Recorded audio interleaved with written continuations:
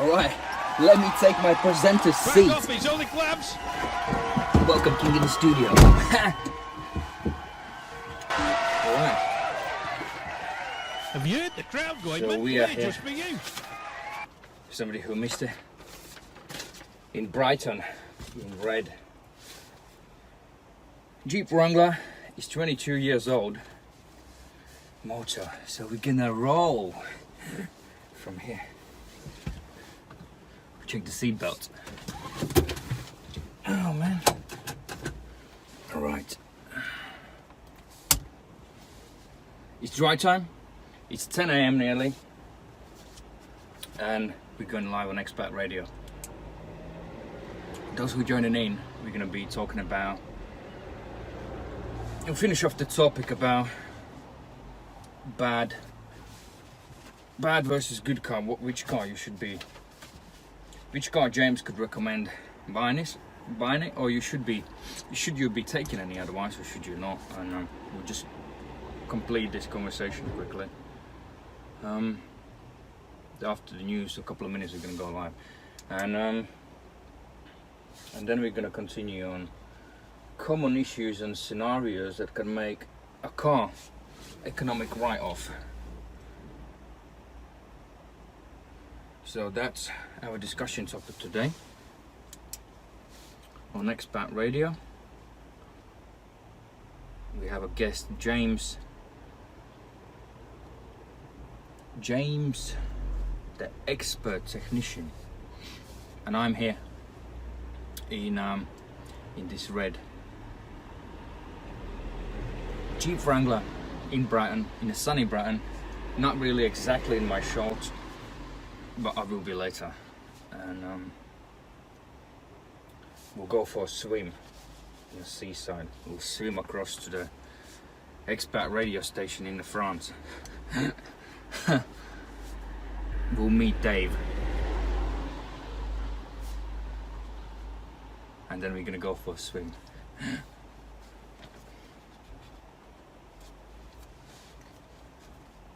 So yeah, we'll see what kind of mood the good boys are, the listeners are.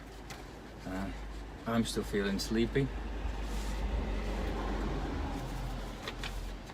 so welcome in this nice studio for a change.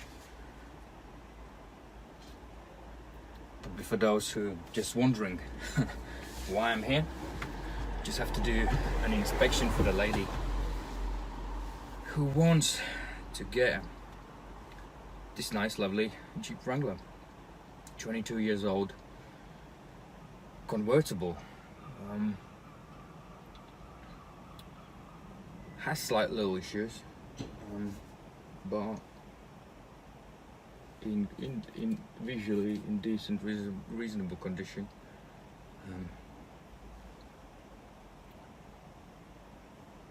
If you want to see what CarExamer does, go on carexamercom. We help people finding a great cars, but today we're just gonna have a conversation on Expat Radio with me, and it's dry time. I'm just warming up so I can have a flow when a bad boy Dave phones in. The French stallion. What we would do without internet, right? Otherwise he will have to just use his dinghy and get across the sea.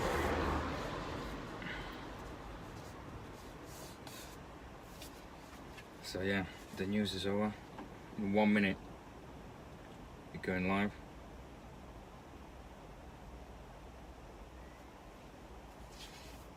After the news. So Bobby, everyone who is watching news, there's Iran all over the place, right? And Mickey Mouse Donald the Mickey Mouse Trump. Oh, it's just so funny.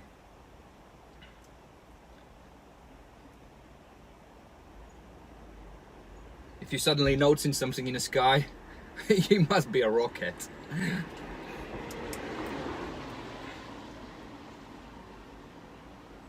But when we're gonna do plane inspections, then it will be a CarExamer testing the plane, or checking the rocket for Americans, right?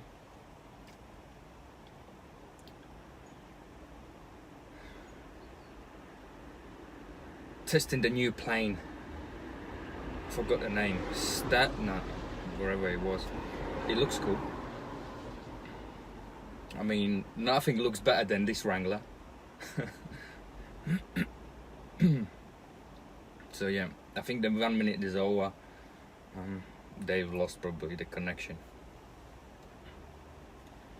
So yeah, today is another episode of Dry Time, and we'll finish off the discussion topic about good and bad car, as we haven't finished that off quickly, and then we're going to quickly jump on common issues and scenarios that can make car an economic write-off. So that is kind of really broad topic. It could be anything from small things, loads of small things, to big things. We're going to ask the expert. I will pretend I don't know anything. Join the discussion, and what James will think, what's his view, and what the listener should be aware of. Should they be scared of big things or small things? Hey, good morning, boys. Morning, it's the Latvian Stallion. How are you? Good morning, French Stallion. Good morning, listeners. It's Dry Time. Welcome James, welcome Dave. If you join me live on Facebook, right, I'm in a red Jeep Wrangler. It looks nice. You know, does the person that owns it know it? Yes, she does. You've picked it, have you? She does, yes. Oh, she does. What is she? She's not signed up in the boot or anything, is she? What is she? Nah, her name is Amy. She's really nice. Owner of the vehicle, so. Very nice. Morning, Amy, if you're listening. Thanks for coming. Morning, Amy. Yeah, she went out to walk her dog, her lovely dog. Yeah, that's what all the girls say. Morning, Jimbo. How are you? Jimbo. I was just basking in the rain here. Oh, lovely. I wait for snow actually. Basking in that. Basically, that's a shower, pal. You're not just got up and in the shower. You got outside the front door. No, I'm looking at the window here and it's just, What's you need now? it's a piece of, it's horrible. Do you have a snow? No, Sorry. no. What's that? Do you have a snow across there in Scotland? Well, apparently we've got a 90% chance of snow here where we are. But we'll see. It seems That's a bit nice. warm for snow. Did you buy skis already? Do you have equipment so they're ready to go? You're ready to roll? Just in case? I'm ready. I've got a Pajero. I've got a four-wheel drive. That'll keep me going just now. Did you buy winter tyres as well? Oh, it's got permanent winter tyres on it. He's ready. Take them off. He's got chains on the thing just in case. You never know when he's going to strike up there, do you? Dave, what about you? Do you have winter tyres there in the front, or you just don't even know where they are? You're joking, pal. You put your skis on your car. No. I've got a donkey and a sledge. You're all right going downhill. I mean, the donkey runs like the clappers when you're going downhill, but going uphill, it pulls it great. So now we're gonna know, listeners. Now we're gonna know from where the Santa Claus is coming. Well, you never see a bald Santa, do you? The three of us, if we all went on tour, it wouldn't look good, would it? No, I mean, I've got. No, when you see a donkey running downhill with a sledge behind it, you know it's me. And I know the donkey is in trouble. Well, no, I mean, they enjoy it. The donkeys, they're great. It's like a scene out of Little House on the Prairie. You won't know about that. But when the girls out of Little House on the Prairie run down the hill and then they tumble, I'm basically like that on a sledge. I remember doing it years ago in Hayfield in Manchester. I went flying down this hill, and it was really deep snow. I was about 6, and my dad was on the back of the sledge with me, one of them plastic ones with the brakes either side, the handles that do bugger up. And I'm flying down this hill, about a 1 in 10 or whatever it is, a really steep version of it, and we're flying down this hill, and at the bottom there's a dry stone wall.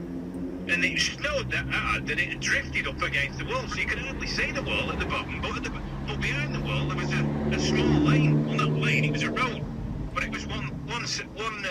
You know, there was cars driving out the side of it, and then on the other side of the road there was another field. So I'm flying down this thing with my dad on the back, and then all of a sudden he jumps off as we're flying down, and he shouts, "Get off it!" Point. I'm thinking, well, I can't, you know, because I'm going, and I'm going that fat. I thought, there's no way I'm getting off this. I can't. And then I'm coming towards this wall, and I'm pulling on these handles. Bugger all's happening because the snow was that deep. It wasn't stopping. So I've hit this wall, I've hit this drift. Straight off it. Yeah. I was like Evil Knievel, took off, went straight over the road, and landed in the field on the other side, not knowing what day it was. It was that thick, the snow, I've just stopped dead. Damn. What happened with the donkey then?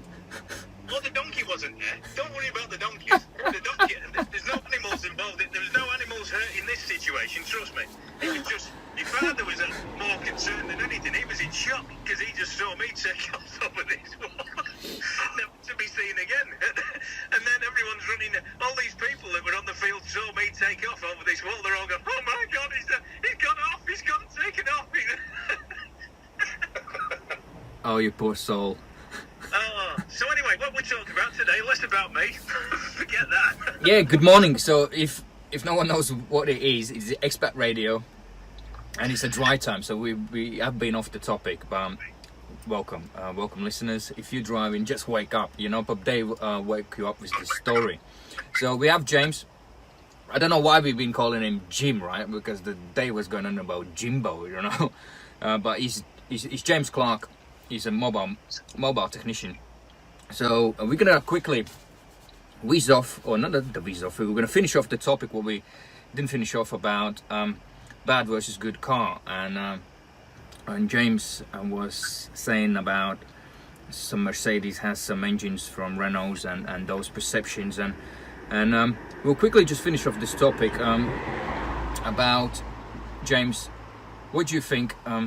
What can you, sort of, in your opinion, we'll quickly running through this.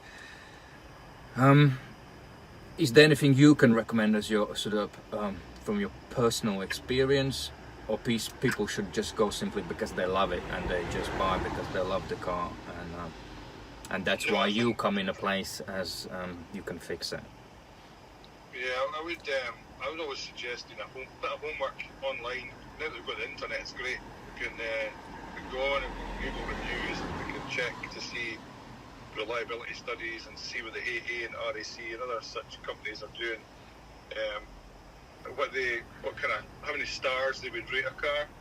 So it's always important to go on there and see what kind of reliability surveys are saying about each vehicle before you commit to buying one. Some of them got a lot of recall campaigns and things, so it's always worth doing a bit of homework first. But there's loads of resources online to try and fathom that out. Even some of these vehicles have got Wikipedia pages, and you can find out every single thing about that model of car, how many models you have. That's a better advice. I will just ask you a personal question. Why did you mention organizations like RAC, AA, where they can't even turn up for their customers on time? Why do you think their information would be credible? Probably Brits would know what I'm talking about, but I mean, yeah, that's a curiosity. Yeah, I mean, they do other things apart from breakdown. They do a lot of other things apart from that. I mean, I know that usually these companies take ages to come to respond, and usually what they do is subcontract other garages to come and get you, type of thing. But that aside, the reason I mentioned them is because they're big. The biggest companies we've got in the UK are the ones that do a lot of the pickups that they do like surveys and stuff, and because they've been on the go for so long, some of their online information and data is pretty good. But I mean, they sell things. I mean, they're big companies now. I mean, they're not. They've kind of lost that personal touch, in my opinion. Yeah, I wouldn't trust them. Personally, I wouldn't trust them. All right, we're off the topic, but you made a point. So, just basically, you can go why. I mean, there's glasses guides, there are all these kind of things that can review vehicles. You go to try and find a database that's known in the country that you live in, and see what the reviews are saying. Basically, I use the AA and RAC as an example because they're just the oldest ones. That's not to say they're one of the best. It's just that they're well known in the UK. But there's What plenty about of Top Gear advice? Top Gear, same idea. I mean, you can take their credibility with a pinch of salt sometimes, but sometimes they're quite good. I think they get their information from different sources as well. So, I mean, a lot of it's down to personal opinion. Would I take them? Generally, the fact that buying a GT40 is a good idea. You know what I mean? We've all got different opinions. But I think in general, better to take an overview and look at some of the main sources. That's where I would get my information from, rather than asking your neighbour, how's your car? You can't go by one particular. You need to take a sweeping overview of how these cars perform. That's a good point. I like that. That's a valid point. Don't ask your neighbor, listeners, right? Should they ask some mechanics, or you should be careful from which mechanic you ask the advice, or you should ask like the people who love their cars, like the mechanics who are passionate about their jobs, like brand specialists. What do you think? Well, again, brand specialists, they're working on the I'm same not talking stuff. about dealers. I'm not talking about the main dealers. Okay.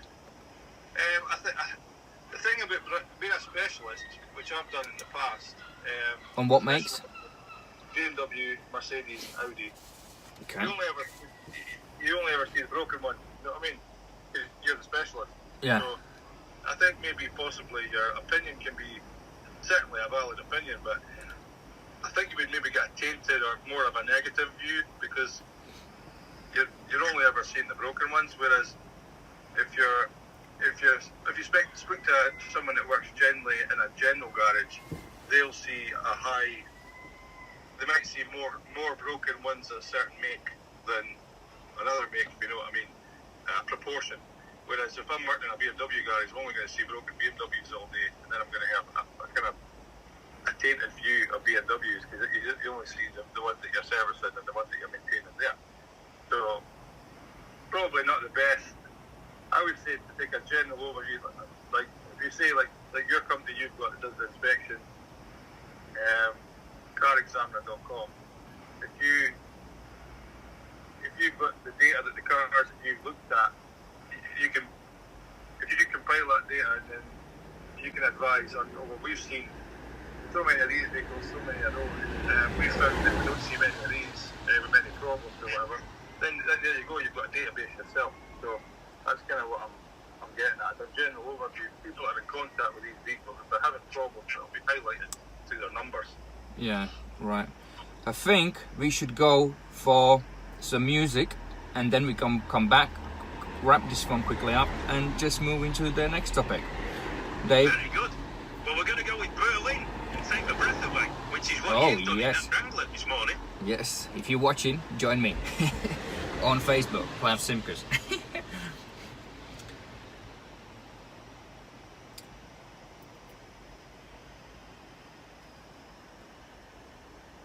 Yeah, they left.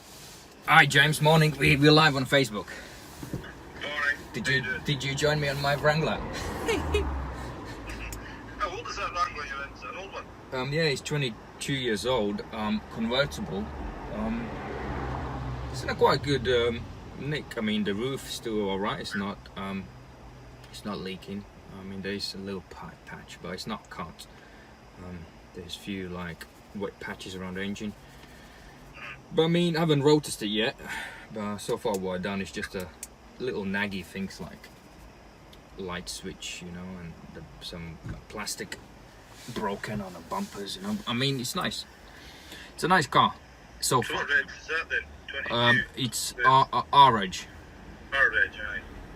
Is that a petrol, 4 litre petrol or something? No, to be honest, I haven't actually had a look yet on engine size. Because I just did a quick basic things, so I need to jump on a radio show. No, this is small engine. It's not a 4 litre one. No. Let me have a look. Oh, is it a Jeep? I'm trying to think. The Wrangler one, that's on this. Yeah, the little small one, Jeep Wrangler.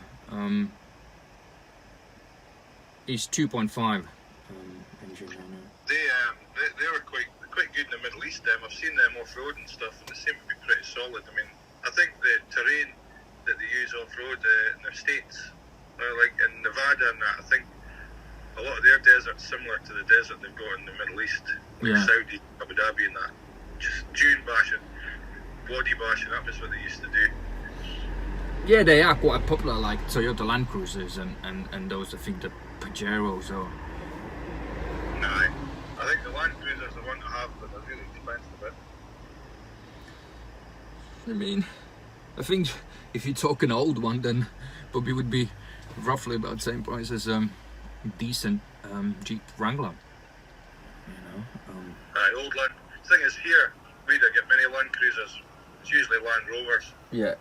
I'm surprised we don't get more Land Cruisers than we do, but they don't seem to. You'd be lucky to see one. Yeah, because people buying them because there's a Chelsea tractor, right? The gas guzzler. You know, the Land Cruiser might not be the that appealing, that not as good looking, so not a good looking boy as such as Range Rover. I know. I don't get it myself, like, because well, what I would say is the petrol Land Cruisers were amazing, same as the petrol Hilux. They hardly had any problems with Yeah. it. Here the fuel's so expensive that it doesn't. You wouldn't see very many of them, if any at all. Yeah, but then now the things are gonna change now. Things gonna change. Because, With the electric Land Cruisers. yeah, we got an electric Land Cruiser. Hybrids. I mean, they already is coming. Yeah, but I mean, probably hydrogens, nuclear cell ones at some point. Do you sell electric cars? Do you expect a lot of them, or not too many? Not as many, to be honest. I haven't had no one actually asked for any electric vehicle inspection, but yeah, we do hybrids. Hybrids, yes, but not electrics. Because I think it's to buy an old electric car, in my opinion, it's kind of you're limited with the range unless you're in a city. Unless not everyone could have electric vehicle because you don't have a socket and things like that. Very good, sir. Okay. Welcome back. Thanks very much. You're very welcome. Thank you. You're so kind this morning. Welcome, listeners. Welcome back on Dry Time with Klaus, with James, and with Baldy Dave from France, and it's Expat Radio. So, James, where did we ended up? I was just talking about general surveys on cars to get an overall view of reliability and what's a good car, what's a bad car. So we kind of got it down to that you're better not to go on like first-hand recommendations. You end up, one guy says his car is great, and then you find out you buy the next one. You need to take a sweeping overview of the model rather than specific cars. I think that's where we got to. Yeah. So basically, the conclusion about we're not going to obviously go deeper into it. We can about this topic, but I mean the idea of this is, I mean, good versus bad, as long as it's in a good condition, and I believe that's where sort of probably James as well sort of was going as well. If you like it, make sure the car is good, up to your standard, and buy because you're gonna drive it, not because somebody said to you, oh, and gives you the negativity about issues. Because every car, end of the day, has issues. It doesn't matter how much the car costs, £1,000 or £1 million, right? It will have issues and it will cost you money. It doesn't matter. But to make sure is just to find the right one and love what you drive, find the right mechanic, right garage who can help you to rectify these issues, and you can trust them, they're not going to rip you off. That's the main thing. Would you agree, James, with me? Or not? Yeah, all right, definitely. Dave, what do you think? I agree as well. I'm just leaving you to it, pal. You know what you're talking about. Don't get me involved in No. deals and prices. I'll they say. Yeah. Now we're just checking if you're not sleeping there. No, I'm not sleeping. No, I've had a tranquilizer earlier on, but that's it. It's wearing off. So keep going. Yeah. All right, let's just heaten up for this topic, right? Common issues, scenarios which can make car an economic write-off, and that goes straight to James. Your opinion, suggestions to the listeners, the drivers. What is or could be economic write-off? Well, I think we go with the obvious ones is gearboxes and engines, big components, and then if any people are making funny noises or giving off any, if you've got emissions, or the next phase would be like engine lights on. Engine lights on, they can indicate a simple fault or a bad fault. So you need to get to the things like diesel particulate filters. They can maybe put your engine management light on or cause poor emissions. So these type of components, depending on the price of the car, obviously. I'll use an Audi A3 as an example, like a 2012. If you were to get a DPF, diesel particulate filter, for one of those, you could maybe pay $5 or $6 grand for the car, and then find out the diesel particulate filter is about $2 grand to buy. So that kind of, I wouldn't say it was a write-off, but it puts a big dent in the value of the car. And if you're going to buy something that's got an existing fault and you're aware of it, you need to, again, this comes into homework. If you're going to start dabbling in things like that, try and make sure you know the price of the parts. That's sometimes the downside of something more expensive makes a car. You buy a control unit for it that might cost 1,200 quid, the car might only be worth 1,200 quid. So you need to kind of be aware that the price of these components can be crazy. And how would normal driver, the lady driver who likes Instagram a lot, how would she know when she's driving, or maybe when she's buying a car, she has some serious issues? How she can identify anything like and pay attention? Should they reach out straight away, or should they just simply continue driving and until the bloody vehicle just stops?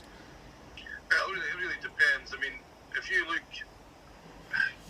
the general rule of thumb when you're driving around a car is if a red light comes on, any red lights are usually bad, negative, you need to stop and assess what's happening. If it's yellow, it's usually information. It's usually telling you something probably not quite right and you need to go to a garage. If you're talking about before buying a car and you're maybe aware of a fault, I think it's a good idea to get in contact with someone like yourself. Maybe come and inspect the car and do a report and plug it into the computer and then find out what the faults are before buying it. But just for general use, any red lights are telling you to stop, and any yellow lights are giving you information. I got a good question to you. For people who doesn't know anything about vehicles and they love guessing, right?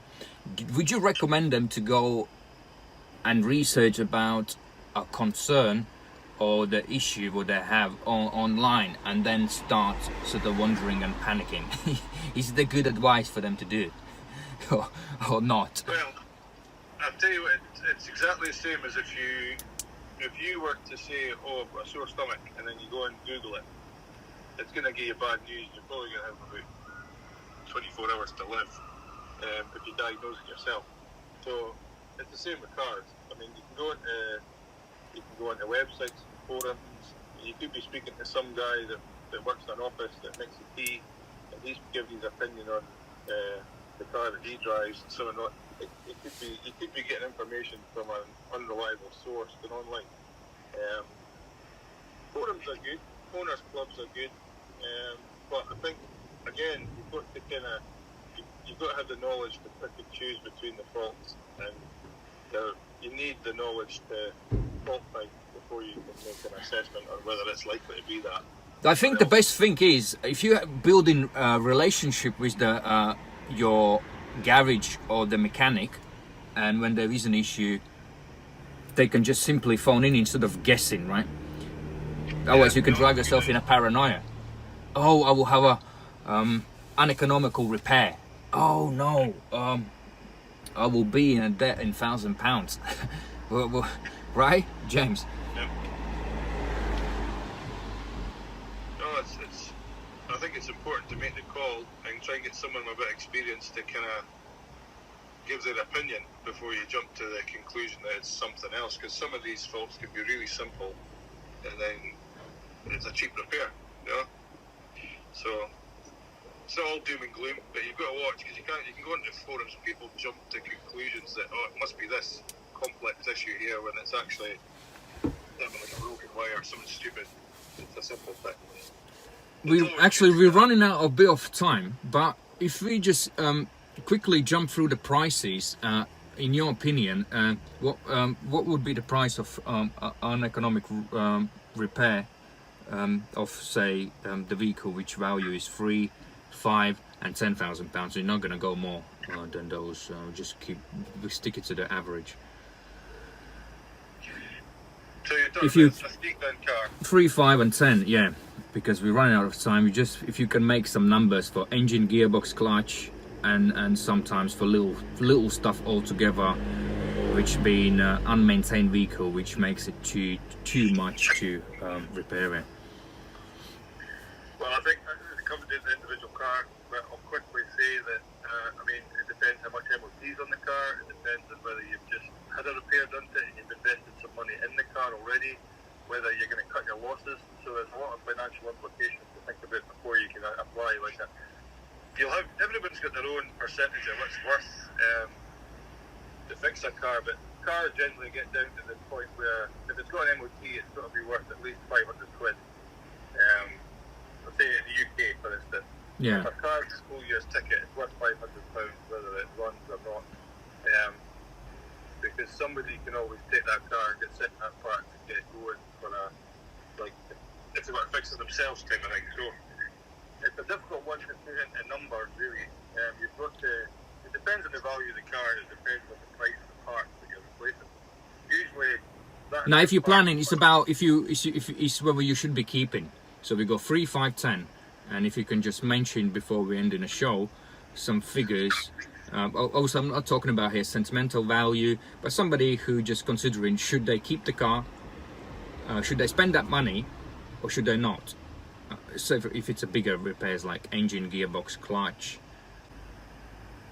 I think what they need to assess is if they know what the repair is, and they know what the car's worth before it's repaired and after it's repaired, they need to assess whether the difference is going to be, if they think it's worth it. That's the only way you can really do that on the cost. You can't really apply a fraction or like a percentage or an actual figure. What do you think? What's your opinion on that? It depends on a few variables. In my opinion, I'm gonna wrap it up as well. Then, my opinion is, if you love the car and if it's a sentimental value to it, at some point any car will go wrong. And if you can make sense of that repair cost, which will cost you say £1,500 or even £2,000, if you can divide it on for 1 year or 2 year or by 24 months or 12 months, that amount, right, or 3 years, and you love the car, I believe you should do it. You know, because if your car serves to A to B, yeah, then you do it regardless. If it will cost you cheaper, right, then just keep a new car repayment or paying deposit and getting another car and keep paying a loan or the lease on a vehicle. Right, that's my opinion. You have to balance the probabilities of finances and issues. So that's, I think, where we should be ending up this show today. Thanks, James. Thank you, listeners. Thanks for joining in. It was a dry time on Expert Radio with Klaus, and we're gonna hand over the show back to Dave. Marvellous. Right, we'll be back on Tuesday. Yeah, we'll be back on Tuesday. I thought he disappeared in his wrinkle then. We'll be back on Tuesday. Have a nice weekend, the pair of you. Thank you. I will check the seatbelt. Yeah. Thanks for tuning in. Yeah. Yeah, you better get that car back to that woman if she doesn't know you've got Oh it. yeah, Amy. And we'll see you on Tuesday. All right, boys. Have a great weekend. Thanks for coming on. Thank you, listeners. Take care. Adios. Bye. Bye. So yeah, that was Dry Time on Expert Radio. Thanks for tuning in. Thanks for keeping an eye on it. The seatbelts are working. It's fine. And that's a Jeep Wrangler, 22 years old, RH. Love it or hate it. It's red. Take care, guys. And join Clavs back on Thursday as well.